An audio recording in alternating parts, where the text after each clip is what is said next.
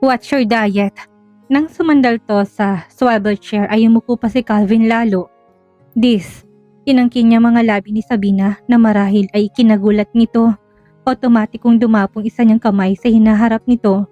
Nag-init kaagad ang pakiramdam niya. Nasa opisina tayo, Calvin.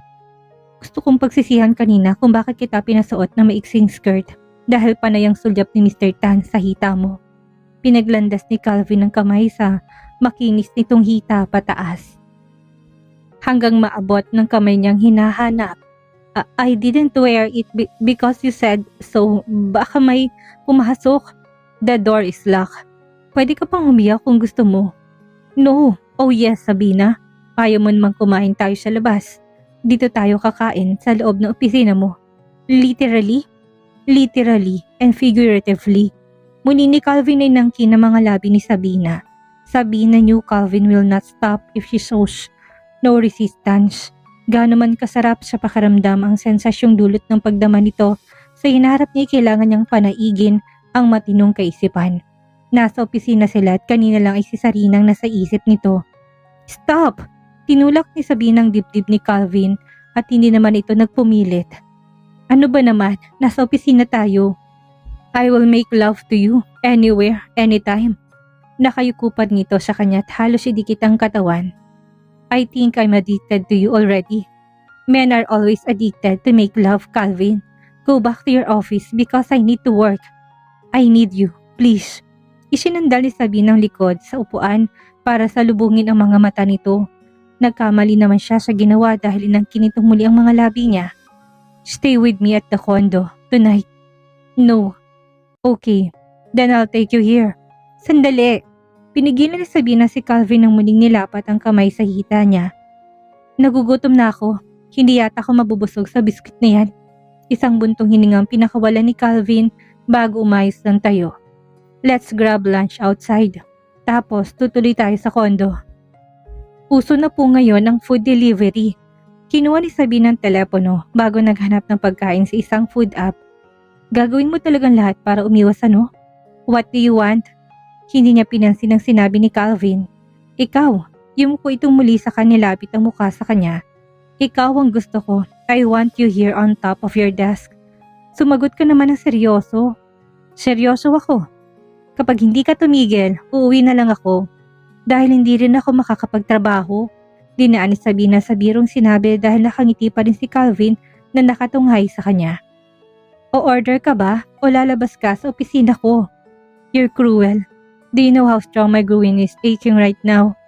Gusto ni Sabina na isagot na kahit naman siya'y nagtitimpi lang, pero kapag nalaman niya ni Calvin ay sasamantalahin nito ang damdamin niya. O order ba tayo ng pagkain o pagbibigyan kita? Pero yung biskuit na yan ang tanghalian ko.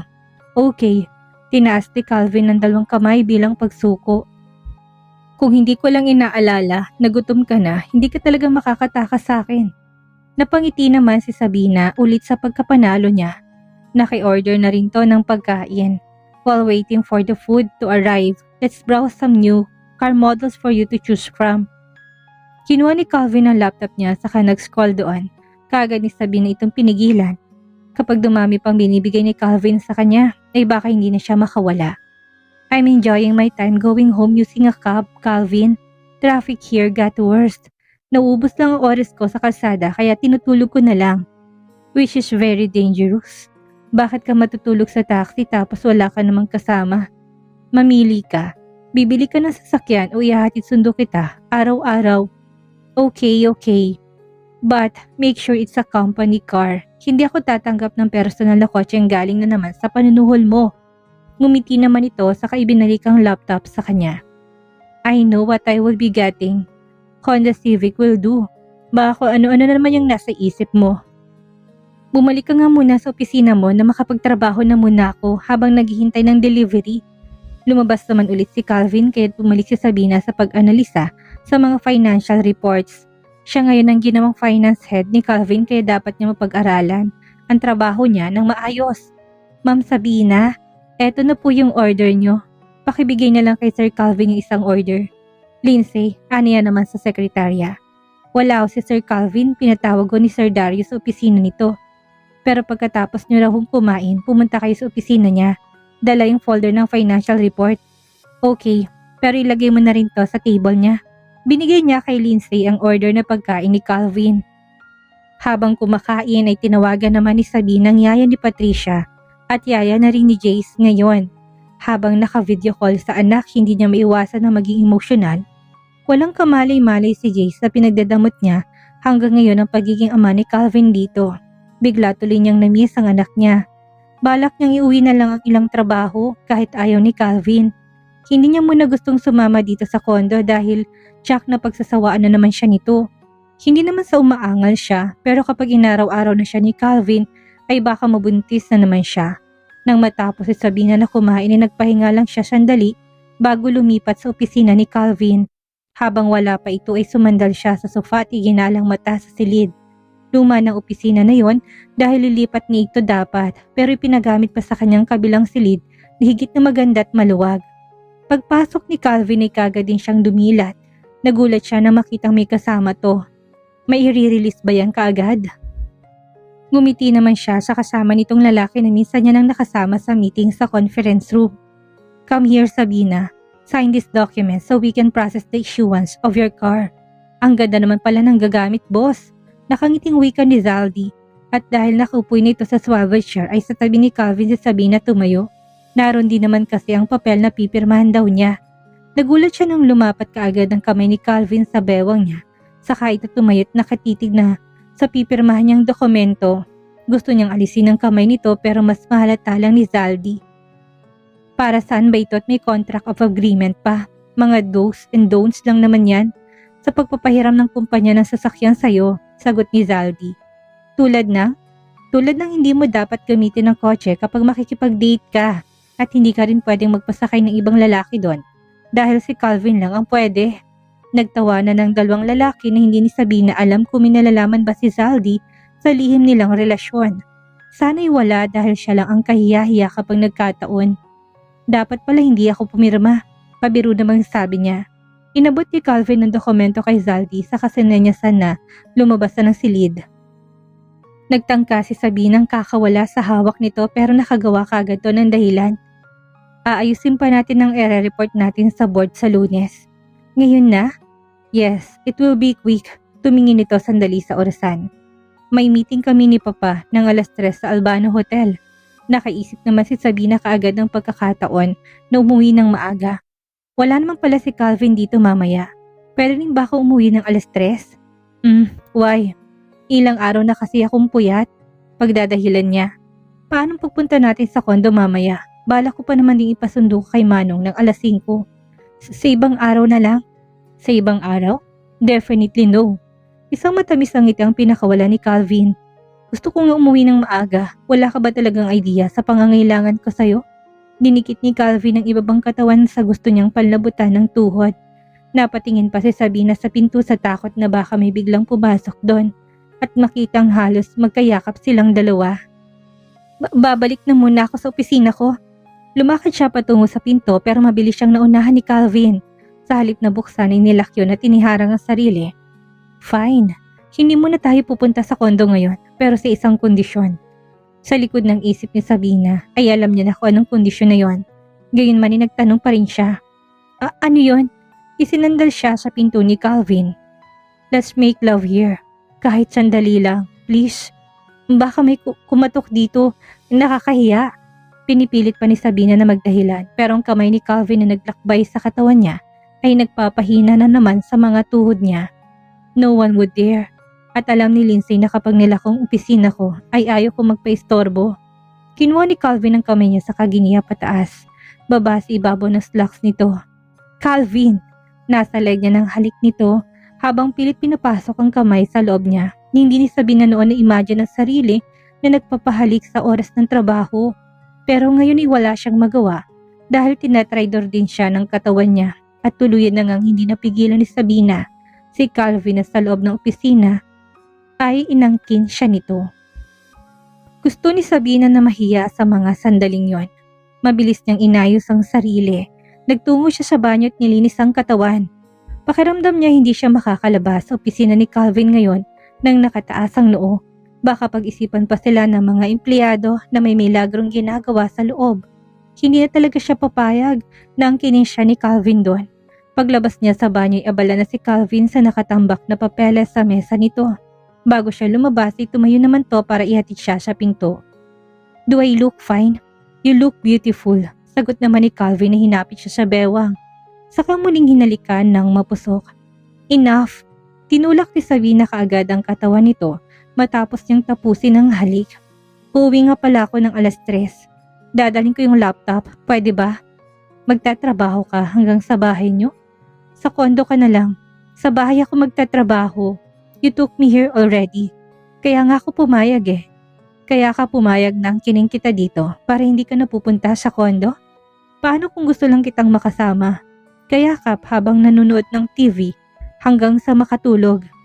This isn't all about make love. Kailangan mo rin akong mamiss paminsan-minsan." Pabiro ni Sabina na wika na makitang inis sa mukha ni Calvin. "I should go now." Hindi na siya pinigilan ni Calvin at mabilis na ring sinara ang pinto. Nagulat pa si Sabina nang halos bumangga siya sa katawan ni Darius Ortega na papasok naman sa opisina ng anak. Pinamulahan siya ng mukha.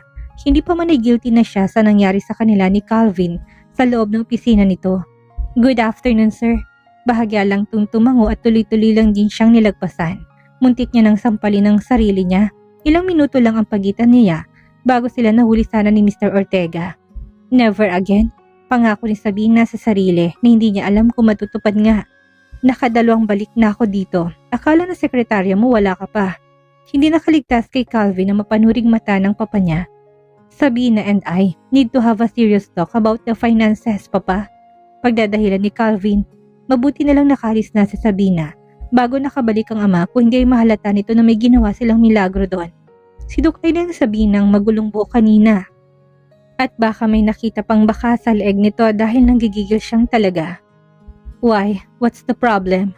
We need to release new campaign ads in the following months. Mapapaganda ulit ang pangalan ng Ortega Shipping Line. Of course, we need a budget for that." Mabuti na lang at nakapag-isip siya kagad. Hindi pa man nila napag-uusapan yun ni Sabina. Kasama yun sa proposal nito na nauna na rin naman itong na-discuss sa papa niya. "I don't think you need to lock your doors just to talk about the campaigns of the company." Hindi naman si Calvin nakasagot sa sinabi nito. "Anyway, after the meeting you need to join us for dinner tonight at Albano Hotel. Kasama natin sina Francine at mga magulang niya." Gustong tumuto ng dibdib ni Calvin dahil may balak siyang dumaan sa bahay ng biyenan niya mamaya. Gustong umuwi ng maaga ni Sabina na pinagbigyan niya dahil may meeting silang dadaluhan ng papa niya ng 3:00. Okay pa, napilitan niyang sagot. Hindi siya pwedeng sumalungat sa papa niya ngayon. 6:00 pa lang ay inip na si Calvin na puntahan si Sabina sa bahay ng mama nito. Nasa Albano Hotel sila at masayang nagkwakwentuhan ng mga magulang nila ni Francine. Sa Europa nag-aral ang kababata niya na ngayon lang ulit na isipang mamalagi sa Pilipinas. Parating na ulit ang panibagong shipment ng DNC Luxury Goods. Pagmamalaki ng mama ni Calvin kay Francine. "Sayang nga dahil nasunog ang barkong nauna naming shipment. Malaki rin ang nalugi sa amin, hindi pa man nagbubukas ang tindahan. Why don't you talk to local manufacturers in Paris, auntie? They can create your own luxury bags and purses with the classic style. Stylish and yet it's not cheap compared to those made in China. You can compete with other brands but using your own name." Gustong tumaas ang kilay ni Calvin sa pag-discriminate dito sa gawa ng ibang bansa. Pero dahil fashion at luxury brands ang pinag-uusapan ng mga to, hindi na siya sumali pa. Mahilig naman talagang mama niya sa milyones na halaga ng bag at sapatos. "That's a good idea. May kilala ka ba sa Paris ng mga pabrikang gumagawa ng mga katulad ng bag ng Hermes at Louis Vuitton?" "Of course, auntie. I can show you the whole Paris if you want to."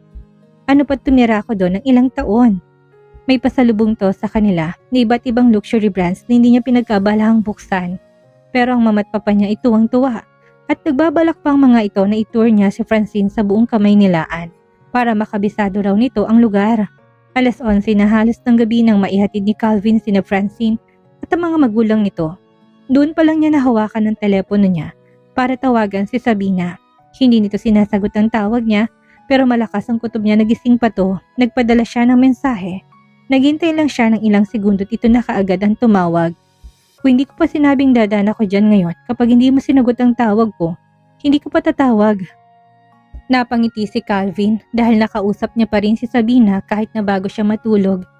Why do you need to talk to me when you were on a date anyway? Hindi ka ba nagsawa sa presensya ng kadate mo? Saan mo naman nalaman na may kadate ako? Are you jealous? Of course not. Nag-iwan kasi si Lindsay ng mga 4 signatures na cheque kanina. Hindi daw siya makakapasok bukas pero hindi ka na kasi babalik ng opisina. Dahil ang sabi daw ng papa mo ay kasama mo si Francine. Yeah, we had a dinner. But it wasn't a date, babe. Tigilan mo nga ako ng kaka-babe mo. Anong kailangan mo at gabing-gabi na tumatawag ka pa? I need to hear your voice. Hindi ba talaga ako pwedeng dumaan dyan? No, why not? Please, umuwi ka na sa bahay niyo, Calvin. Matutulog na. Dadaan ako dyan. No, malakas itong sagot sa kabilang linya. Magkikita naman tayo bukas. Sabi ko naman kasi sa'yo, sa kondo ka na muna umuwi. Kung init ng katawan lang yan, sana si Francine ang inuwi mo sa kondo mo, Calvin. Please, I still need to work tomorrow. Hindi si Calvin kagad nakasagot sa sinabi ni Sabina. Totoong may pangangailangan ng katawan niya at ngayon lang ulit niya na pagbibigyan ng sarili sa make love. Pero sigurado siyang hindi lang basta init ng katawan ang napapawi ni Sabina sa kanya. It's something more. I don't need her. I need you. Hindi ba talaga pwedeng dumaan ngayon? No, mariing sagot pa rin ni Sabina. Okay, but on one condition. You always have conditions, Calvin. Kailan ba mauubos yung condition mo? Uwi ka sa kondo bukas. Sinabi ko naman sa'yo, hindi ako pwede. Then, let me see you tonight. Sabihin mo kay mama na pagod na ako mag-drive kaya dyan na muna ako makikitulog. Fine. Fine what? Isang gabi lang ha. Magtataka si mama kung sana naman ako makikitulog kapag lagi akong wala dito sa bahay. Pumapayag ka na? Nakaramdam kagad si Calvin ng pagkapanalo. But on one condition too. Okay babe, whatever it is. Hindi ako papasok bukas. Gusto ko mag-grocery at kung ano-anong trabaho dito sa bahay. Pupunta na lang ako sa kondo ng 8:00. Huwag mo na akong sunduin. I won't get to see you early tomorrow. No, inintay mo ng libog mo sa gabi. Sinabi mo yan ha? Muning lumapad ang ngiti ni Calvin habang nagmamaneho. Susulitin ko talaga yung hindi mo pagpapakita sa akin ngayong gabi at maghapon bukas. At dito na po nagtatapos ang kabanata ng ating kwento. At sana'y muli niyo po akong samahan sa mga susunod pang kabanata. Maraming salamat po at keep safe everyone.